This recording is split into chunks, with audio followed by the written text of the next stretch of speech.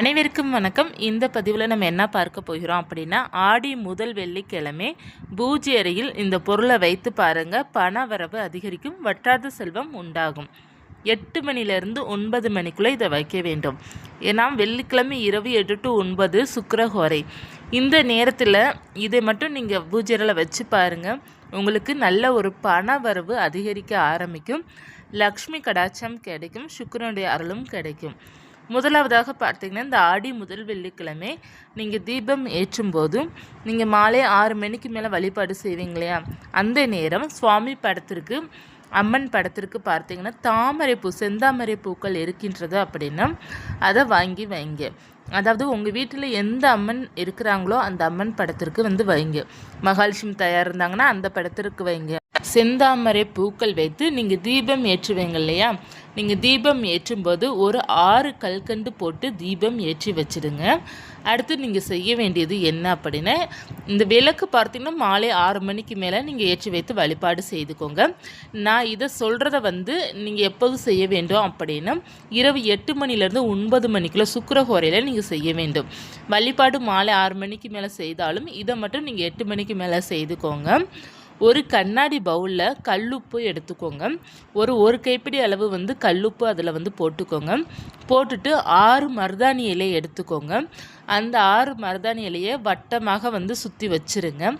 அந்த கல்லுப்பு மேலே வச்சுருங்க. வைத்துட்டு நடுவில் 1 ரூபாய் நாணயம், 6 1 ரூபாய் நாணயமும் மற்றும் ஒரே ஒரு மஞ்சள் துண்டு, அது விரலி மஞ்சளாக இருக்கலாம் அல்லது குண்டு மஞ்சளாக இருக்கலாம். அப்படி இல்லை அப்படின்னா மஞ்சள் தூள் இருக்குது பார்த்தீங்களா, ஒரு சிட்டிகை அளவு நடுவில் வச்சுருங்க. வச்சுட்டு அதற்கு பக்கத்தில் 1 ரூபாய் நாணயம், 6 நாணயம் வைத்து கொஞ்சமாக குங்குமம் வைத்து நீங்கள் கல்கண்டு இருக்குது பார்த்தீங்களா, 6 கல்கண்டு எடுத்து அந்த நாணயத்துக்கு மேலே ஒவ்வொரு நாணயத்துக்கு மேலும் ஒவ்வொரு கல்கண்டு வச்சுருங்க. வைத்துட்டு இதை அப்படியே பூஜை அறையில் வச்சுருங்க. உங்களுக்கு சுக்கிரனோட அருள் கிடைத்து உங்கள் இல்லத்தில் பார்த்தீங்கன்னா பணவரவு வர அதிகரிக்க ஆரம்பிக்கும். இந்த பரிகாரம் செய்கிறதுனால நமக்கு சுக்கிரனோட ஆக்டிவ் அதிகரிக்க ஆரம்பிக்கும். நமக்கு சுக்கிரனோட அருள் இருந்தாலே நமக்கு கையில் பணம் எப்போதுமே இருந்துக்கிட்டே தான் இருக்கும். அதனால் இந்த பரிகாரம் கட்டாயமாக செய்து பாருங்கள். இந்த உப்பை நீங்கள் அடுத்த வாரம் வியாழக்கிழமை எடுத்து நீங்கள் கால்படாத இடத்துல இல்லை ஓடு தண்ணீரில் விட்டுருங்க. நாணயத்தை எடுத்து வச்சுக்கோங்க. அந்த நாணயத்தை நீங்கள் மற்ற ஏதாவது பரிகாரத்துக்கு பயன்படுத்தலாம். அப்படி இல்லைன்னா முடிச்சு போட்டு வச்சு ஒரு வெள்ளை துணியில் முடிச்சு போட்டு வச்சு நீங்கள் பணம் வைக்கிற இடத்துல வச்சிடலாம். அடுத்து நம்ம கிச்சனில் பார்த்தீங்கன்னா சுக்கிரனை ஆக்டிவேட் பண்ணணும். அப்போ நம்ம என்ன செய்ய வேண்டும் அப்படின்னா, எல்லோருடைய வீட்டில் கட்டாயமாக வெண்மை நிறம் உள்ள ஜீனி இருக்கும். வெண்மை நிறம் பொருளில் தான் பார்த்தீங்கன்னா சுக்கிரனோட ஆதிக்கம் கொண்ட பொருள். சுக்கிரனுக்கு உரிய கலர் பார்த்தீங்கன்னா வெண்மை நிறம் தான். அந்த வெள்ளை நிறம் உள்ள அந்த ஜீனி இருக்குது பார்த்தீங்களா, அதில் 6 ஏலக்காய் போட்டு அந்த ஜீனி டப்பாக்குள்ளே போட்டு வச்சுருங்க. நீங்கள் அப்படியே ஜீனியை பயன்படுத்தலாம். அந்த ஜீனி டப்பாவில் எப்போதுமே ஒரு 6 ஏலக்காய் இருக்கிற மாதிரி நீங்கள் பார்த்துக்கோங்க. சுக்கிரனோட ஆக்டிவேட்டை அதிகரிக்கும். அடுத்து பார்த்திங்கன்னா கல்லுப்புல, நம்ம கல்லுப்புல பார்த்தீங்கன்னா சுக்கிரனுடைய அருளும் இருக்குது, லக்ஷ்மியோட அருளும் நமக்கு இருக்குது. அந்த கல்லுப்பில் நம்ம என்ன செய்யணும் அப்படின்னா, ஒரு மஞ்சள் துண்டு, அது விரலி மஞ்சள் துண்டாக இருக்கலாம் அல்லது நம்ம குண்டு மஞ்சளாக இருக்கலாம், அதை ஒன்று அந்த கல்லுப்புக்குள்ளே நீங்கள் வச்சுருங்க.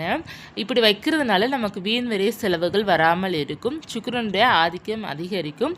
அதற்கு அடியில், அதாவது கல்லுப்பு ஜாடி இருக்குது பார்த்தீங்களா, அதற்கு அடியில் 1 ரூபாய் நாணயமோ அல்லது 5 ரூபாய் நாணயமோ வச்சு அந்த ஜாடியை வச்சுருங்க. அப்படி நீங்கள் வைக்கும்போது உங்களுக்கு பண வரவு அதிகரிக்க ஆரம்பிக்கும். அடுத்து பார்த்தீங்கன்னா நம்ம என்ன செய்ய வேண்டும் அப்படின்னா, வீட்டில் எல்லார் வீட்லேயும் கட்டாயமாக துளசி செடி அப்படி இல்லைன்னா மருதாணி செடி இருக்கும். இந்த 2இல் கட்டாயமாக எல்லார் வீட்லேயும் வச்சுருப்பீங்க. மருதாணி செடி இல்லைன்னா கூட துளசி செடி இருக்கும். துளசி செடி தொட்டியில் பார்த்தீங்கன்னா கொஞ்சம் மண்ணை கிளறி விட்டு அதில் 1 ரூபாய் நாணயம் வைத்து ஒரே ஒரு கிராம்பு வச்சு மூடி விட்டுருங்க. உங்களுக்கு நல்ல ஒரு பணம் ரொட்டேஷன் நல்லாயிருக்கும். அதாவது கையில் பணம் புழக்கம் அதிகரிக்கும். அடுத்து பணவரவுக்காக நம்ம என்ன செய்ய வேண்டும் வெள்ளிக்கிழமை அப்படின்னா, பணத்தை எண்ணணும். கையில் தொட்டு நம்ம பணத்தை டச் பண்ணணும். நமக்கு அதுக்கு எப்போவுமே ஒரு டச் இருந்துகிட்டே இருக்கணும். அப்படி நமக்கு டச் இருந்தாலே நமக்கு பணம் அதிகரிக்க ஆரம்பிக்கும். இல்ல பணத்த நீங்க தொடவே இல்லன்னு வச்சுக்கோங்கமே, உங்களுக்கெல்லாம் பணம் சேர்வது ரொம்ப கஷ்டம்.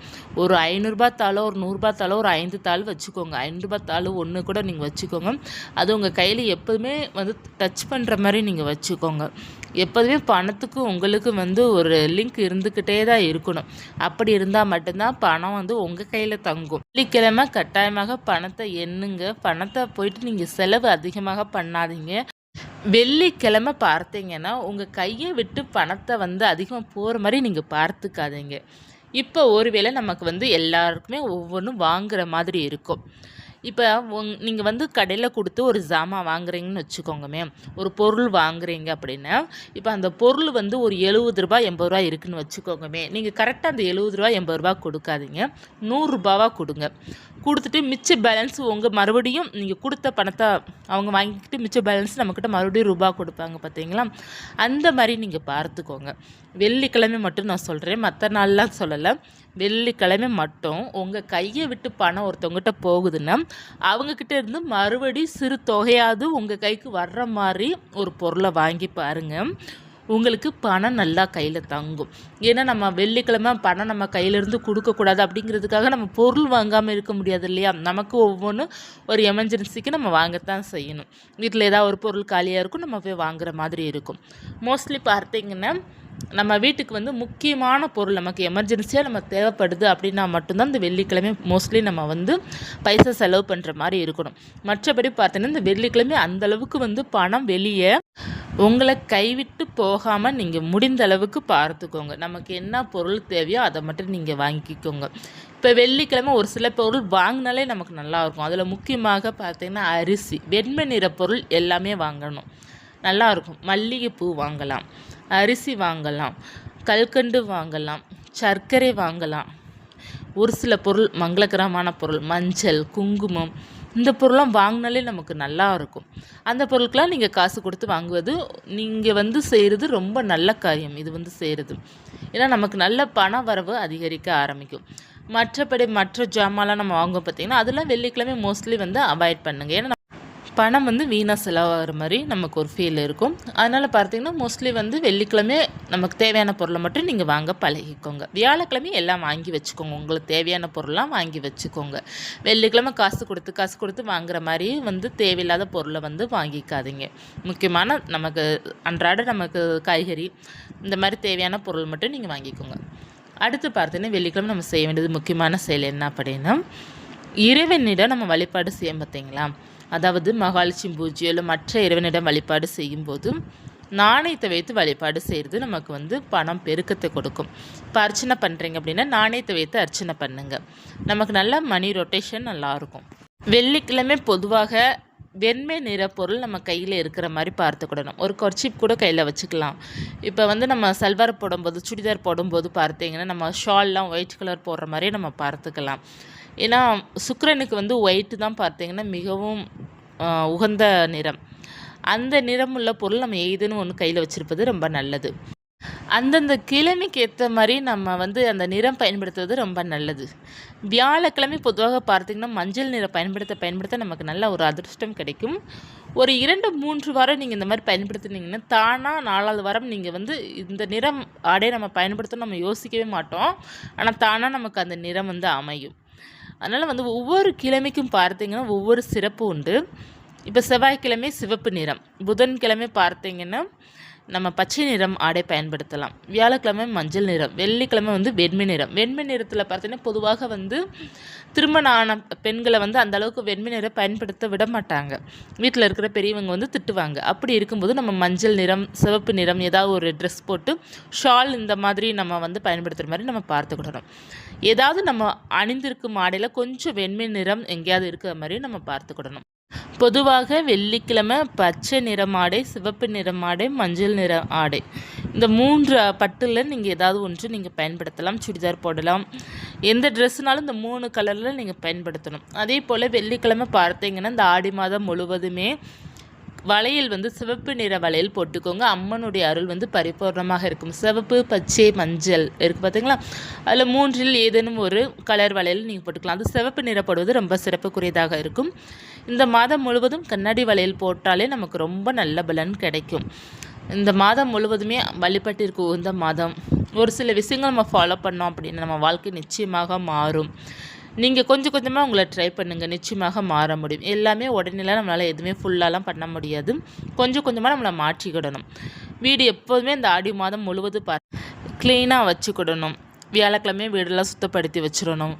இந்த நல்ல வெள்ளிக்கிழமை செவ்வாய்க்கிழமைலாம் நான்வெஜ் சாப்பிடாமல் இருக்கணும். இதெல்லாம் பார்த்திங்கன்னா ரொம்ப நல்லது, நமக்கு நல்ல பலன் நமக்கு கிடைக்கும். இந்த ஒரு மாதம் ஒரு சில விஷயங்கள் நம்ம ஃபாலோ பண்ணும்போது நமக்கு நல்ல முன்னேற்றம் அந்த அம்மன் கொடுப்பாங்க. நான் சொல்லியிருக்கிற எல்லா விஷயமே உங்களுக்கு பணம் தரக்கூடிய விஷயங்கள் தான். எல்லாமே நீங்கள் ஃபாலோ பண்ணாட்டா கூட ஒரு சில விஷயங்கள் உங்களுக்கு எது ரொம்ப ஈஸியாக இருக்குதோ அதை நீங்கள் ஃபாலோ பண்ணுங்கள். நான் சொல்கிறது எல்லாமே ஒரு சில அனுபவ ரீதியாக தான் நான் சொல்லிக்கிட்டு இருக்கிறேன். இதை நீங்கள் ஓரளவு ஃபாலோ பண்ணாலே உங்களுக்கு பண விஷயத்தில் ஒரு மாற்றம் இருக்கும். ட்ரை பண்ணி பாருங்கள், நிச்சயமாக மிராக்கள் நடக்கும். மீண்டும் ஒரு தடவை உங்களை சந்திக்கிறேன். நன்றி.